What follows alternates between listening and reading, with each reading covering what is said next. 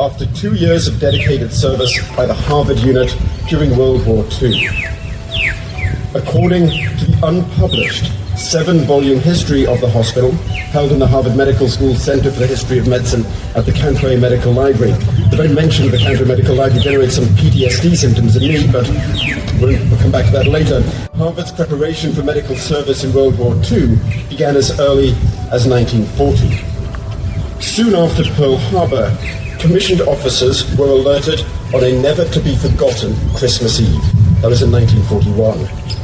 And after a feverish 2 weeks of closing out their practices, buying uniforms and equipment, and making other necessary arrangements, they entered upon active duty on the 10th of January 1942.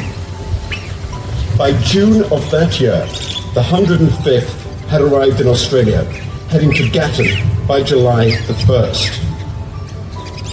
Later that year, the Brisbane Telegraph would report that one of America's most brilliant collections of surgeons and physicians is gathered in a small northern town, ready to operate in what will be one of the largest hospitals, civil or army, in the Southern Hemisphere. And they are members of the famous Harvard unit. He continues, over the next 2 years, the hospital will earn its accolades and serve thousands of patients. 80 years after the departure of the 105th from Queensland, we remain proud to preserve the history and collaboration and to celebrate that collaboration with you. End of quote.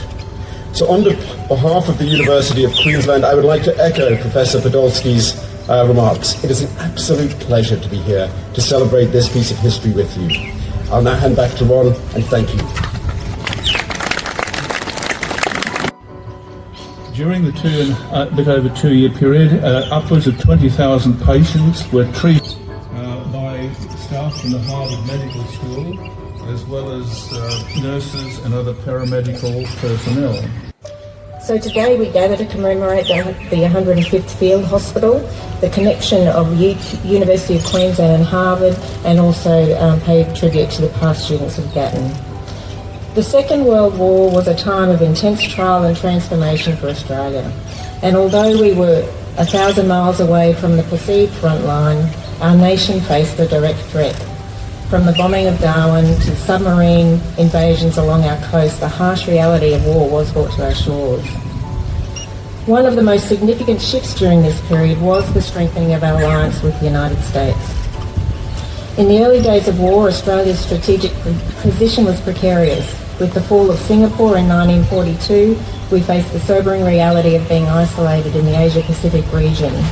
It was at this critical juncture that the relationship between America and Australia took on unprecedented importance.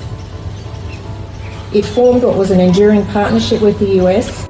About the gallant services and medical achievements of the Harvard 153rd, who moved in on the 14th of March 42 and later the Harvard 105th to what was then the Queensland Agricultural College. But what impact did these events have on the students, the staff and the college itself? Well, on the 14th of March, 2 American Jeeps, I'd like to say there were these 2 American Jeeps, but I don't think they were, arrived at the college and advised the administration they were requisitioning the college, and by 5 p.m. of that day, all staff and students would have vacated to the designated areas of the campus, which was actually down at the sheep shearing region. Total enrolment of students on that day was 148 students on the 13th of March. The next day, the 14th, there were 23 diploma students and 1 university student. The 153rd moved out on the 10th of July 42 and the 105th moved in the next day. The sudden requisition caused major disruptions and many new buildings were needed to be constructed in 43 to accommodate the teaching and research activities. This development continued throughout the war. By 1944, the hospital relocated to the Dutch East Indies, and the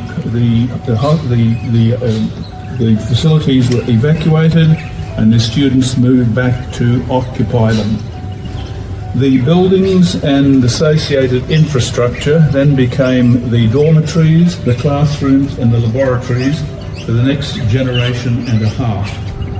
The American occupation left a deep footprint on the college, both physically and culturally, by the Queensland Agricultural College, which was relegated to the outskirts of the campus The 153rd was replaced in July 1942 with the 105th General Hospital.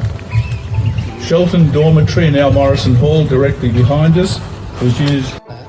My contact with Americans was at a fairly young age.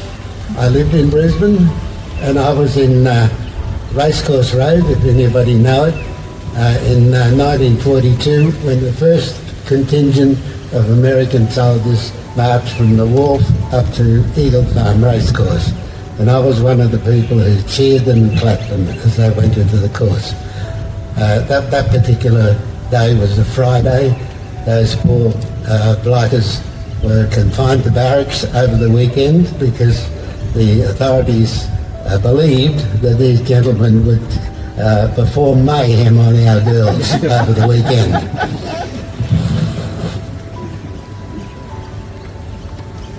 Anyway, just to go on, some 80 years ago, in 1944, when my parents put me on a train to Roma Street, I was leaving Brisbane, which was a garrison city at the time, for Gatton College, an unknown place in the country. I enjoyed the scenery on the trip up, and until the train stopped at Law's Siding, was constituted a small shelter in the middle of nowhere. I was the only passenger and was greeted by an elderly gentleman who introduced himself as Ray Bills. Now, Ray took me down to the roadway. OCI Foundation International will rise by lifting others.